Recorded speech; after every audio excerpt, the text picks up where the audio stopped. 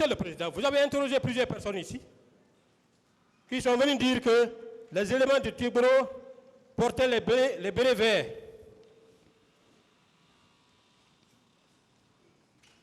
À commencer par Keïta. Keïta a dit. Et puis, Kalonzo a dit la même chose. Le président Dadis a dit la même chose. Hein? Pivi a dit la même chose. L'autre jour, on a exhibé ces photos qui ont été rejetées par ses avocats. Alors, je ne sais pas si Maître Ouri est là ou bien DS a une des questions de savoir, pendant la reconstitution des faits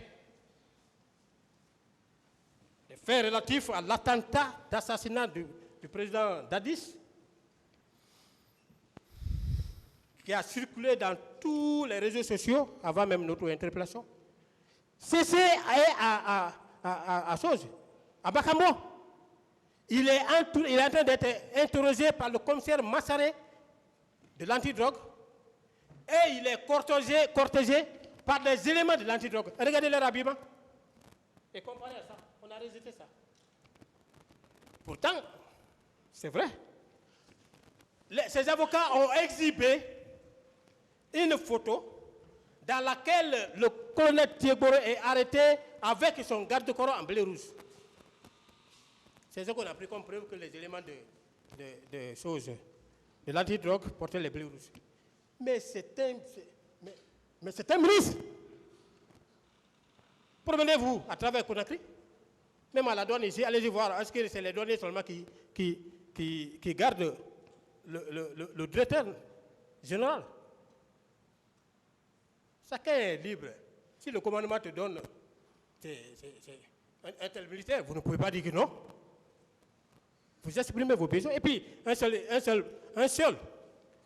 C'est le deuxième là qui lui a balancé la grenade au Calfaya. Monsieur le Président, pour étayer davantage mes propos,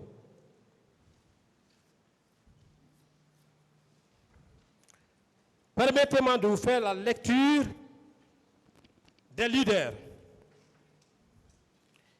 qui étaient supposés être sauvés, protégés par Toumba. Je ne peux pas aller protéger quelqu'un qui ne soit pas en mesure quand même de reconnaître mes efforts.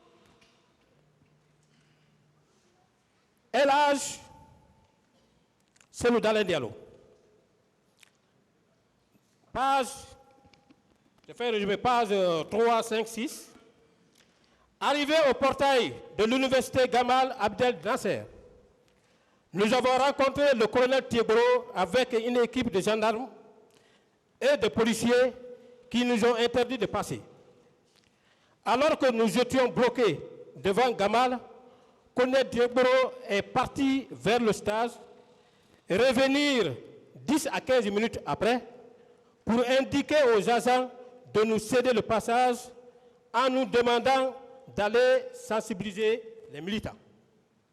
C'est ce que j'ai dit ici. Ça, c'était l'objectif majeur de la présence de Thiegoro. Sensibiliser pour un éventuel report, même si c'est demain ou après-demain.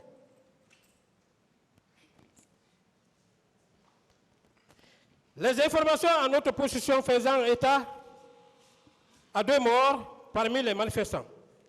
Sur la demande de Thiegoro, nous sommes rentrés au stade pour aller prendre place au présidium. Nous étions tous heureux pour ce qu'on a considéré comme notre victoire. Chacun manifestant sa joie de sa manière. L'ambiance était bon enfant. Aussi bien à la tribune que sur les gradins. C'est dans ce contexte de réjouissance que les Bleus rouges, avec leur tête Toumba Diakité, ont fait irruption dans le stade. Ils se sont mis à tirer à balles réelles sur les manifestants. J'ai vu des manifestants tomber, je ne réalisais pas ce qui arrivait aux gens. C'était une panique générale. Les gens tombaient par dizaines. C'est en ce moment que je suis descendu. Voilà. Tout le monde connaît la probité morale de El Hadj Selou. Qu'il était parti pour. Parce que quand il a échoué dans son argumentation selon laquelle il était venu chercher le président Dadis au stade, un président qui se déplace, tout le monde voyait le cortège du président. Il n'y avait pas d'obstacle entre Toumba et le logement du président Dadis. Il a dû céder. Est-ce qu'il allait regarder si toutefois il est sorti et qu'il a informé qu'il était sorti? Est-ce qu'il a demandé aux différentes barrières qu'il fallait traverser pour être sur la route, pour prendre la direction du camp et du stade? Il ne l'a pas fait. Est-ce qu'il est venu au stade trouver le cortège du président? Non. Il a échoué. Sous la pluie de questions émanant de la partie civile et du ministère public, et même de la défense, il a dit qu'il fallait protéger. Voilà un leader qu'il a protégé. Et si c'est comme ça qu'il faut protéger quelqu'un. En dehors de Théogro et de Toumba Diakité, je n'ai pas pu identifier un autre agent. Les militaires qui m'ont maltraité et m'avaient abandonné pour mort. C'est plus tard que j'apprendrai que Baouri et un de mes gardes qui m'ont récupéré pour m'embarquer dans la voiture de Théogro, qu'ils ont rencontré par hasard à la sortie du stade. Selon les mêmes témoignages, j'ai été évacué à la clinique Ambroise Paré, où un militaire qui serait proche de Dadis a menacé de faire sauter la clinique au cas où on me débarquait. Voilà les agissements. Et ça ne pouvait qu'arriver comme ça, Monsieur le Président. Ça ne pouvait arriver comme ça. Les agissements.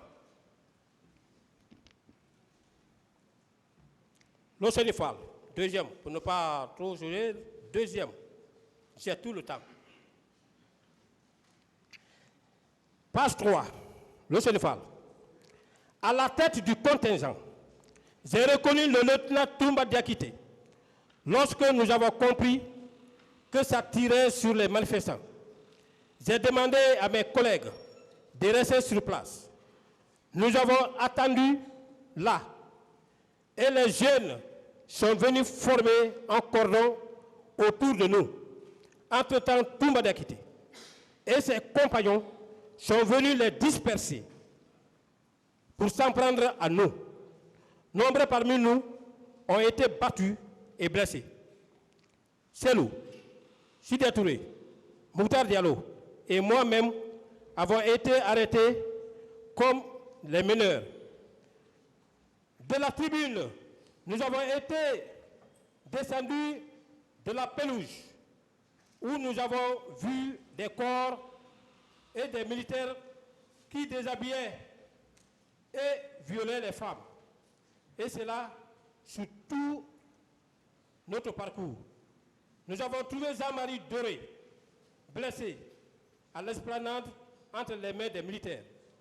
Lorsque Toumba a constaté que nous étions tous ensanglantés du fait de nos blessures, il nous a conduits à la clinique Ambroise Paré pour des soins.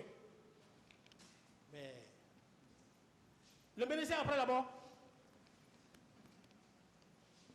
négatif. Le repentir actif ne répare pas l'infraction.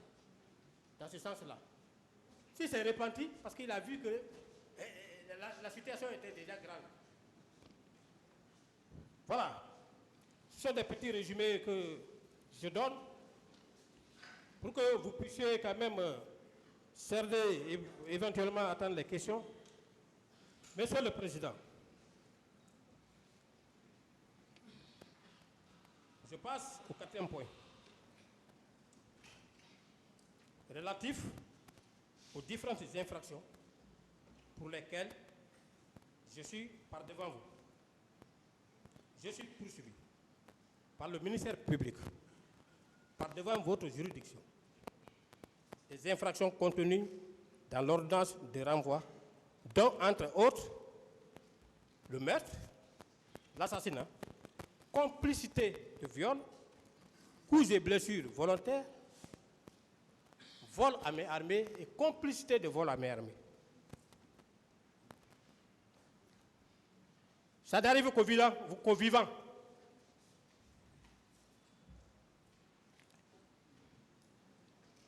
Quelqu'un m'a dit ici, il dit, mon ami, quand il est venu me rendre visite, il me connaissait.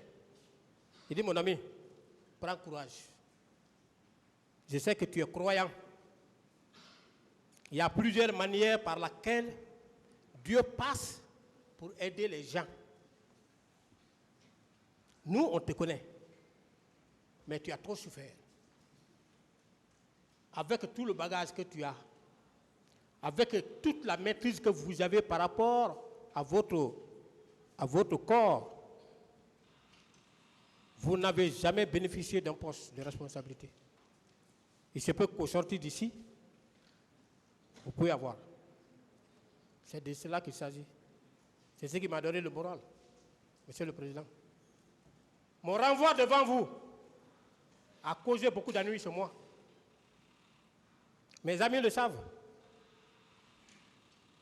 J'ai fait venir mon beau-père qui était malade. Ça allait mieux. Le jour où on m'a interpellé, il a piqué crise. Il n'a pas pu s'en sortir. Il est mort. Au village. Ma femme n'a pas pu faire le déplacement parce qu'elle ne pouvait pas aller et me laisser dans ce pétrin.